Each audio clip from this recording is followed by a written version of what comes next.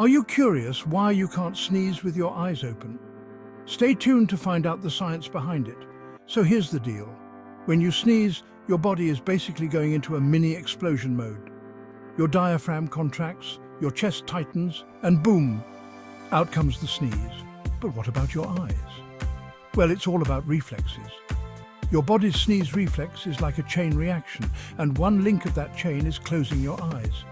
It's an automatic response to protect those precious eyeballs from whatever irritant you're sneezing out. And no, your eyes won't pop out if you manage to sneeze with them open. But your body just doesn't want to take that chance. It's a built-in safety feature. So next time you sneeze, enjoy that automatic blink. It's your body's way of saying, I've got you covered. Gesundheit.